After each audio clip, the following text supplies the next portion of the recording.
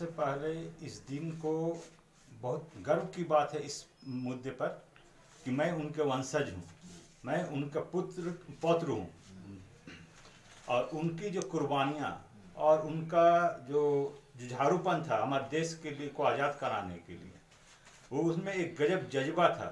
वो उसमें सती प्रथा, जाति प्रथा, हरिजन उत्थान, गांधी जी के साथ सहयोग जाना और हमारे घर में कांग्रेसियों का मीटिंग, जिसमें दिवंगत जो हैं जितने मेरे कांग्रेसी नेता हैं, जिसमें राजेंद्र प्रसाद, अब्दुल गफ्फार खान, जिन्हें सीमांत गांधी भी कहते हैं, और बड़े बड़े नेताओं के साथ उनकी मीटिंग होती थी। और वो पहली ऐसी महिला हुई जो एकीकृत झारखंड बिहार में जेल जाने वाली महिला हो।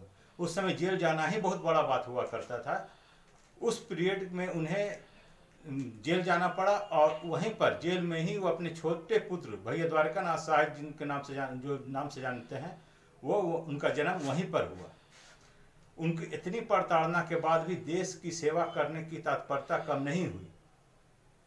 जब 1942 में जब छात्र आंदोलन चल रहा था, जब उसमें उनके बड़े पुत्र और छोटे पुत्र साथ में जो कलेक्ट्रेट है हमारे संग्रहालय, उनमें अंग्रेज की झंडा लगी रहती थी, उनको उतारा गया और उसमें तिरंगा चढ़ाया गया। तो अंग्रेज अफसरों ने उन्हें अरेस्ट कर लिया। अरेस्ट करने के बाद उन्होंने, उम्र बहुत छोटी है, तुम सिर्फ मतलब समर्थन में तुम माफ़ी मांग लो तो मैं तुम्हें छोड़ दूंगा।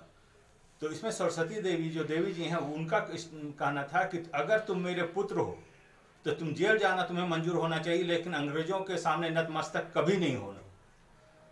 ऐसी जुझारू महिला और उनके पौत्र होने में मुझे एक गर्वान्वित महसूस होता है कि मैं उस वंश से हूँ। उस महिला का खून मेरे बदन में दौड़ रहा है जो अपने देश, अपने समाज के लिए प्रेरित रही और अपने घर और समाज में, मतलब अपने पति, अपने दोनों बेटों को स्वतंत्रता संग्राम में कर दिया, जिसके कारण बहुत उत्पीड़न का शिकार।